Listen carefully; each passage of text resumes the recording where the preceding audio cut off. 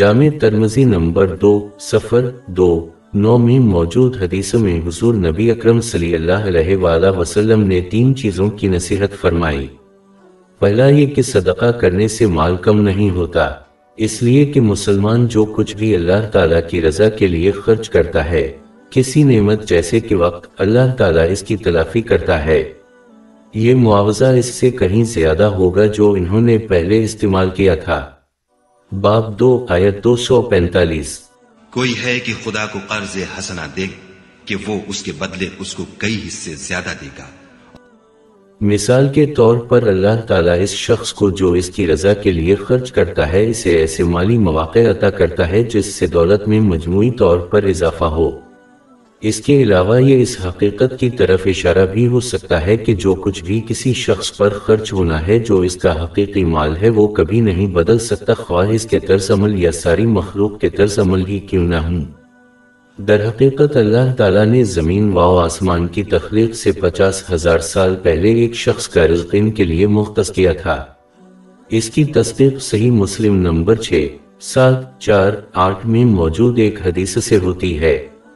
بس در حقیقت صدقہ کرنے سے اس مال کی مقدار میں کوئی تبدیلی نہیں آئے گی جو اس پر خرچ کرنا مقدر ہے، جیسا کہ مال اس کے کھانے پر خرچ ہوتا ہے۔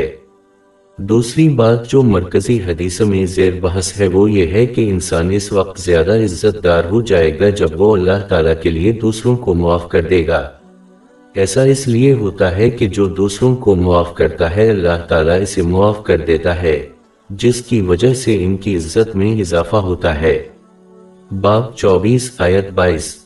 ان کو چاہیے کہ معاف کر دیں اور درگزر کریں، کیا تم پسند نہیں کرتے کہ خدا تم کو بخش دے؟ اس سے معلوم ہوتا ہے کہ حقیقی عزت لوگوں پر سربلندی کرنے میں نہیں ہے بلکہ یہ رحم کرنے اور معاف کرنے میں مضمر ہے۔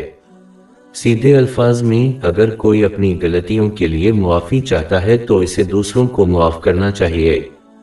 حدیث کی آخری بات یہ ہے کہ جب آدمی اللہ تعالیٰ کے لیے عاجزی کے ساتھ زندگی بسر کرے گا تو اس کے درجات بلند ہوں گے۔ ایسا ہوتا ہے کیونکہ عاجزی اللہ کی بندگی کا ایک اہم پہلو ہے۔